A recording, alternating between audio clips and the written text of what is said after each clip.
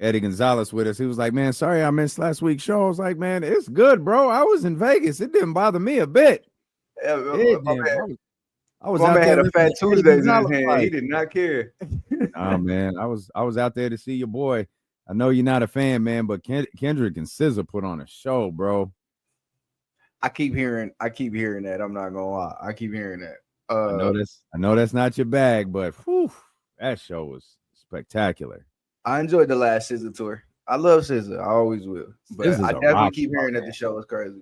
Nah, SZA, like I told KC when I got back, like this is the gold standard for a stadium show. Like you put two headliners on a show and let them go back and forth the way that they did, like intertwining their sets together, and two just dramatically different sets where like SZA performs like the only way I could describe it is like a rock star.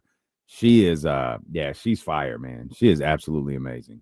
The only complaint I've heard about the show, only real complaint, is that it was too long. Which, if you're a fan of both, even if you're just a big fan of one, a concert that lasts too long is never a bad thing. You enjoy that every time. Yeah, I mean, it was 3 hours with those Yeah, two, and that's not counting Mustard's open that's went for about 35, 40 minutes where he got everyone, pretty turned that's up. your money's worth, though, man. That's one of those things. Yeah.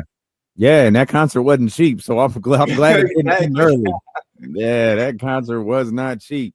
Man, there's a lot of things I want to talk to you about. What did you think about last night? Man, I won't lie. Like, third quarter, it's just constantly been this like 11-point game. I'm Mhm. watching a lot of Lou Dort. I'm watching a lot of Obi Toppin. I'm like, I'm turning into a hater. Like, man, I need the super teams. I need that. I was on that, right? Because I'm like, this don't feel big. But the fourth quarter is starting nodding up. And there's just something about the Pacers. They're just relentless. And Mhm. we kind of know it now. So we keep our eyes tuned to it. We're waiting for the big push. And they would chip away 6 and then go back to 12 and then 4 and then go back to 12. And they're at 4 a bunch of times. But there was a tension late in that fourth quarter. And I got worried because they both got in the penalty like 4 minutes to go. And I'm like, oh, we're going to get a free throw fest. But there was like a tension. There was like a apprehension from the players and aggressiveness that was like, okay, this is the finals. Like, yes, it's not Steph and KD versus LeBron and Kyrie. Yes, it's not Kawhi. It's not Giannis. But this is the finals. So that last 4 or 5 minutes, incredible. And obviously that shot is one of those things like when it happens, we tend to be a little hyperbolic. But that was an all-time great shot. Like Yeah, there's just no way around it. It yeah. was a legendary shot right there in the moment. You salute to Tyrese Halliburton. And we're at the point now where, like, look, they have 3 more games to win. But his ascension is the story of this playoffs, this season, really. Like, this is how we'll look back at this season. And his ascension into this level of just closer. I know everybody's debating the superstar or where he at on the point guard list and all stuff. So he didn't have a great game yesterday. He had a great final 3 minutes. But his ascension to this level of player and entity that we look at, that's the story of the playoffs right now. And that was incredible. Like, you just had to tip your hat. But to me, that last point you just made kind of accentuates Tyrese Halliburton's stardom. Like you noted, bro was not good yesterday. He was probably a little too passive than the Pacers needed him to be. Obviously, the amount of turnovers they had there in the first half, whether they're your turnovers or you're not, you're the point guard. You're gonna bear responsibility for that. But still, I knew when that ball came off, I was screaming, "Give him the ball!" And I Yep. knew as soon as it hit his hands, it's not going nowhere. Y'all can run around the floor all you want to. This is gonna be Ty's shot, and it's just gonna be a matter of if it drops or if it's not. And I commend him for not settling for a 3. And even more so, I commend him for not driving to the basket because OKC beat their ass at the rim last Oh, night, my God. especially in the fourth quarter. And the fact that he went DeMar DeRozan mid-range and won the game there, I thought was beautiful. It was. And I text Kevin, like, the MIDI for the game. Like, we were excited. We were kind of laughing in our group chat because it was like he got to the MIDI because he had to, not necessarily because he wanted to. But Yeah. it doesn't matter. It was a great shot. I did the same thing as you. I forget who got the rebound, but it ended up Obi Toppin's hand. And if you was on my stream on playback, I maybe say, "Yo, give up the ball, like not you, anybody but you." I was laughing. And Obi Toppin was shooting great last night. He was doing great, but I did not want to see the Obi Toppin finally shot. He was 5 of 9 for 3. I think 5 of 8 from 3 last night. He had a great game, incredible game. Yeah. I was laughing with she's a beat writer for The Athletic, Shakia Taylor, and she's on the Pacers beat. And we've been talking about like the Obi, not the Obi, the Hallie stinker in each round. He just has like a 6-point game randomly out of nowhere. Yeah. And I'm like, damn, this is the Hallie stinker. And then he finishes it like that. So working through that, getting to that mid range, like I was happy for him. Like no relationship, no nothing with him. It was just like, this is just dope to watch him go through this. You know what I mean? And I feel like this is how I'll remember the playoffs. I've been saying Pacers in 6, kind of like voting with my heart, but there's just something to their offense. Their defense is strong as well. Their defense is just as relentless as their offense. They pressure you full court. They're all over the place. I will say though, watching that Oklahoma City Thunder defense in the first half and just how fast they are and how good they are with their hands. There's so many plays where it's like, oh, that had to have been a foul where they strip somebody low or they jump a passing lane. And then you see a replay and it's like, no, all ball. No, they just got there. The Lou Dort block. I said, that Lou Dort block. That was crazy. It was just like a great play, great hand-eye coordination. He just got a great block.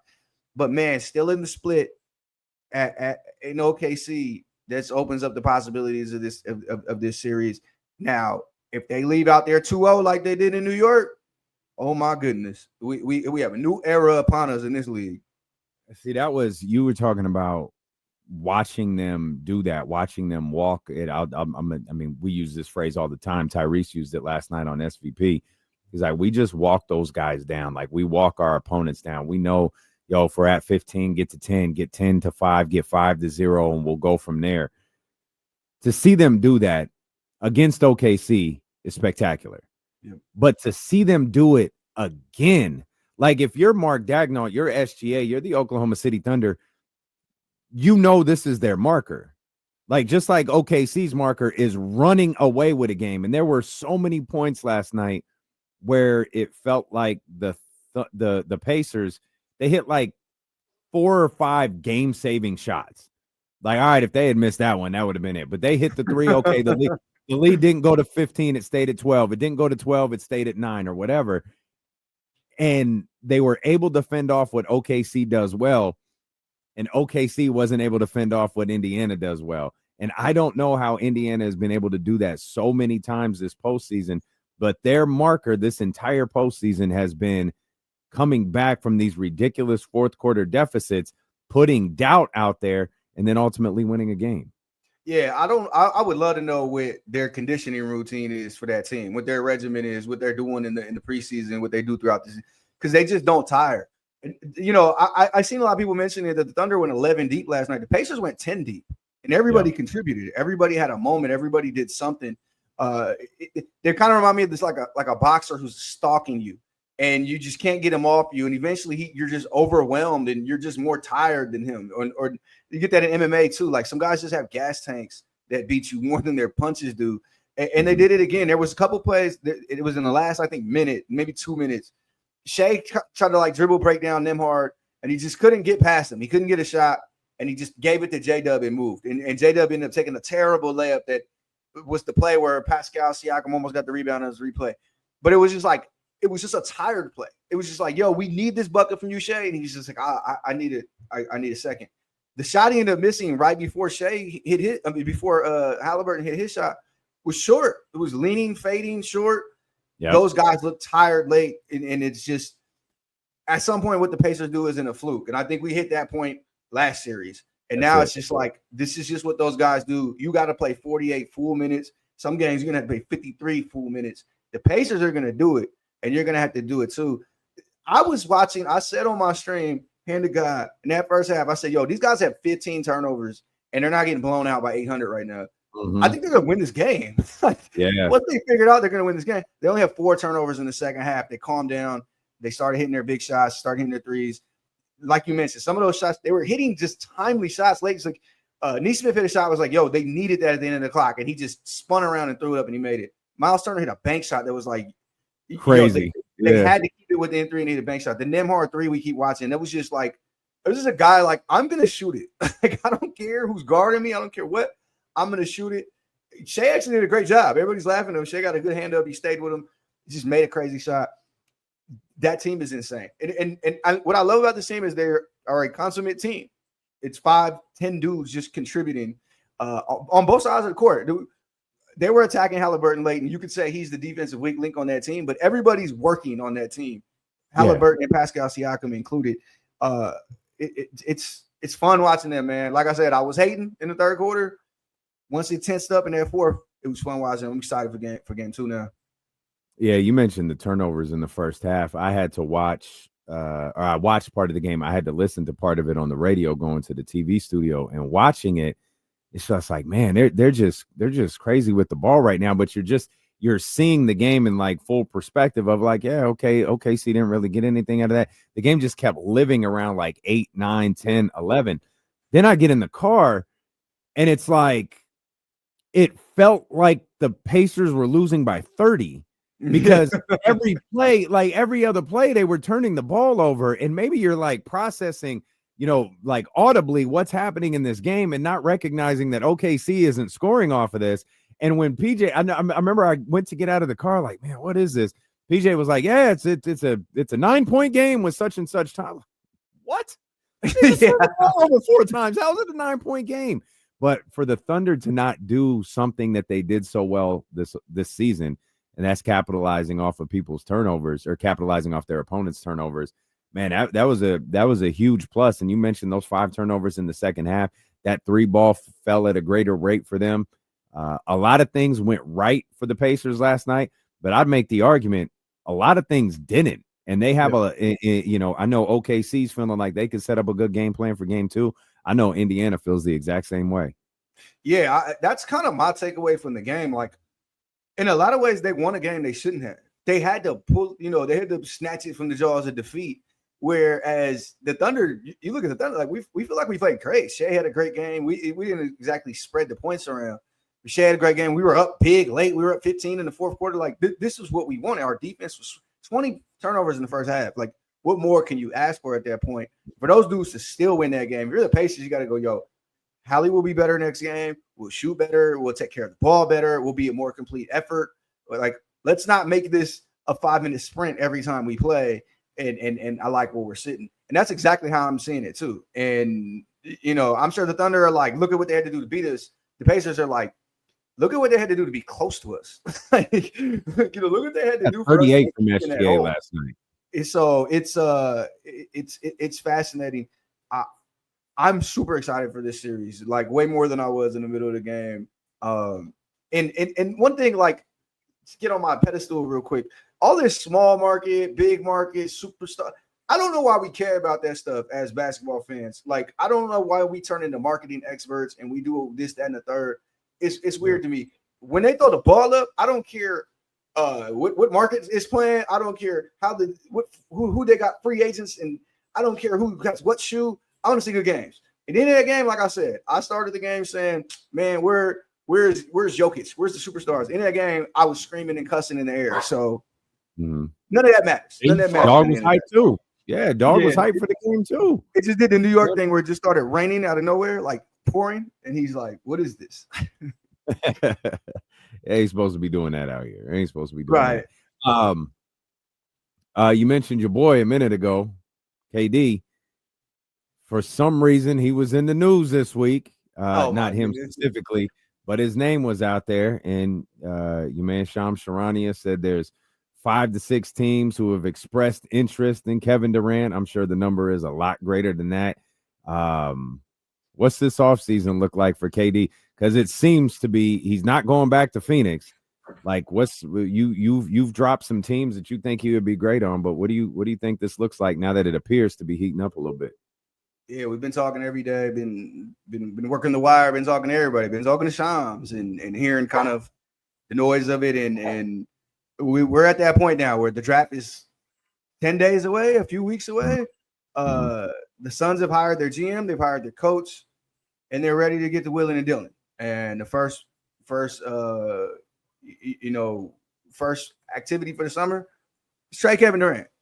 That went from like we maybe now the rubber's hit the road and they're ready to trade KD. I think there's been some communication. I think there's some understanding of the teams that are interested, and the teams are pretty much the same. I mean, it's I'm not gonna break the news that Sham's breaking, but you're looking at the Rockets. You're looking at the Spurs. The Spurs are a team that finally got mentioned a little bit more. You're looking at the Spurs, looking at the Clippers, who have been kind of loud about their interest, and maybe some of his former teammates kind of letting the world know that they want him over there. You're also looking at the Wolves and the Knicks. And, the trades are a little different for each team. I think the Suns have to decide what they want. And what I'm curious about is if Kevin has a preferred destination, does that actually register for the Suns? Do they care? Do they want to honor that? If Kevin has a preferred destination, but that team isn't given the best offer, how far do the Suns honor that before they say, hey, you know what, KD, we love you. We loved having you here. But we're going to have to take that other offer because it got a little bit more and got a little bit more of what we want. I think that's the scenario we're coming up on. I expect the trade to happen maybe a day or two before the draft, like not draft night. It'll be done before that. I think the Suns prefer a pick in this draft so they can replenish a little bit, get a player. So that makes that 10 pick in Houston really enticing. That makes that 14 pick with the Spurs really enticing. But those might not even be on the table for all we know. But it's gonna start moving here a lot soon. We're gonna get a lot more Shams tweets about this soon, and we're gonna get a deal. And as far as Kevin, I mean, we started the offseason like, man, I ain't tripping about none of this. I'm waiting. Nothing can happen after the finals till like now. He kind of knows it's gonna happen, and he kind of knows it's gonna happen. Man, no wonder the dog upset. What was that? Hail that just hit your house? Man. So I know the radio is like, what the dog's a Kings fan. That's all right. We're a dog friendly show. Dog's a Kings fan. They were like, wait, Rockets, Spurs, Wolves, Knicks, Clippers, where the Kings at? But yeah, I think we're at the point where Kevin's like, all right, whatever happens. It is what it is. He's still enjoying his offseason. He's still chilling, getting his work in. If you follow all of the basketball accounts, you see Kevin, he's at the gym every day now and he's focused on that. So it's whatever happens. So I think is going to be the interesting part of that story is obviously where he goes and if he decides to sign an extension or not. And I don't think that's a guarantee in any scenario. It's a serious question. How does he feel about Tom Thibodeau? I seen that conspiracy theory. I seen that whole scenario. Look, let me tell you, because I seen it about Giannis too. No, nothing to do with that. Tom Thibodeau, that's all about who's already in that house over there. I believe that. Not to get too deep into the weeds with the Knicks, but I would tell you like this.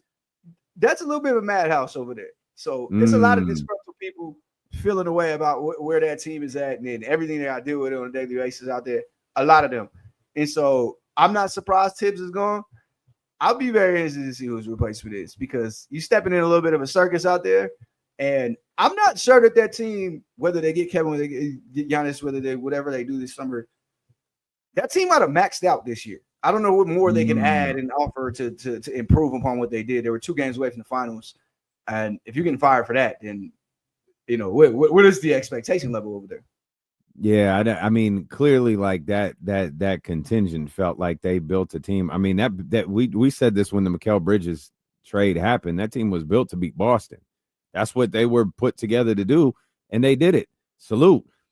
They didn't do anything else after that, but they beat Boston, and that probably left them. I mean, it's probably more frustrating to lose the way that they did than if they had lost to the Celtics themselves. I'm with you though. I think that team probably has maxed out. Like, I think that team probably is as good as they're going to be. And an addition of Kevin Durant, it's always going to be enticing. But how else are you going to – you've got a Mikal Bridges issue there that you got to work with. I don't know if he's part of that deal. You probably have a Karl Anthony Towns issue that you got to figure out. Maybe he's a part of that deal. But I'm with you, obviously being far removed from where you are. I feel this Knicks team's got some issues. Yeah, and look, they were never stuck on that roster as it was. So I expect some movement this summer if they get the opportunity. Like, they're gonna jump into all of these trades and try to get these guys. They offered OG and Mitchell Robinson at the deadline for Kevin. Now, however you feel about that deal and if the Suns should have took it, That was there. That was there to be had. The money matches, this, that, and the third. They didn't take it. I'd imagine their offer this summer is going to be very similar, whether it's going to be OG or Mikal Bridges, but it'll be something along those lines. I've seen some reports this week that it won't be Karl-Anthony Towns. They won't. I don't think the Suns are in on him, want him, care about that necessarily. Giannis, that trade, that probably would center around Cat if Giannis does decide to get out. But Giannis is probably sticking around, waiting to make his decision, waiting to see what the Bucks are going to do. That's going to carry on throughout the summer. But I'd expect some changes there for sure. Mikal Bridges is extension eligible. He's, they're trying to figure out what his fit is there. If he fits better at another place, he's got a ton of trade value. They traded a ton for him. But yeah, I expect some movement out there, and whether it's KD, Giannis, or anything else out there, I think they're gonna do some shuffling. I always said I was gonna die on the Mikal Bridges hill. I don't think I want that death anymore. I don't, I loved Mikal, like after Phoenix, like I thought he was gonna like emerge to like a A1 player in Brooklyn. It's like, all right, he's there alone, like he's gonna show like he's that dude. I don't know who he is as a player. Yeah, and I think I think, look, playing with Brunson is tough. He averages like the most touches and ball handling minutes in the league, and all these stats about basically he has the ball more than everybody. And playing with a guy like that is tough. And for Mikal, that limits your role. That first couple months in Brooklyn, that the honeymoon phase, I thought the same thing. I'm like, oh, he's a little bit better of a creator than I thought. He can get his shots a little more. Like, maybe there's something here. Maybe he's a 25-point per game guy who can play defense. That all tailed off the next season, and you had to do a little more, and it didn't work as much. Same thing with the Knicks. Like, I always thought he could offer them a little more. He's had some great games. He closed out some great games in these playoffs. But it's going to be tough to get that opportunity next to Jalen Brunson, a player who just operates with the ball that much. And this isn't Jokic style offense where, I touch the ball every possession, but we move it and the ball pops a little more. This is a dude dribbling on the right corner in the right wing and working his way into the paint or whatever shot he wants for 15 to 20 seconds of possession. That's a little different and a little frustrating. But I'm with you. Like, there's some talent there.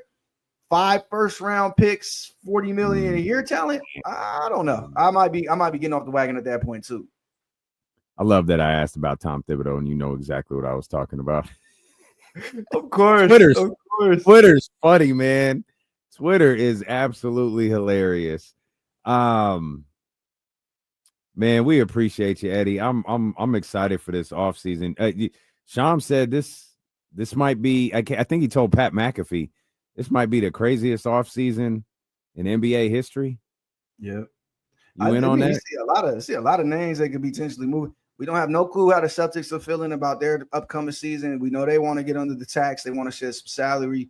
It's almost a given that like somebody like Drew Holiday is gone, but could they possibly move Jaylen Brown and stuff like that? And then you move all the way throughout the league. Trae Young has been rumored for forever. Ja Morant is in a situation where they're about to pay Jaren Jackson, and can they have all that salary over there? Zion Williamson is another one who is a possibility. Like, they're going to test the waters. They're going to see what they can get. So many different guys. And then obviously you have Giannis and KD at the top of that, and they kind of shift everything after those first two dominoes fall. I think it is going to be a hectic offseason. This is where you kind of make your bones as a team, and all of that small market stuff. You look at how these two teams are made in the finals. Some big trades for both, and some great drafting for both, and then a couple little shrewd free agency pickups. So, like, there's always room to make money in this league and to pick up some talent. And I expect a lot of movement this summer for sure. Yes, sir. No doubt. Eddie, we appreciate you as always. Thank you, my brother. Yeah, hey, sorry about Mother Nature and this fat dog, but it's good to see you, my man. I'll be back next week. I ain't missing my email again, man. My fault. No doubt. No doubt. It's all love. We appreciate you, my man. Have a good weekend, bro. Eddie,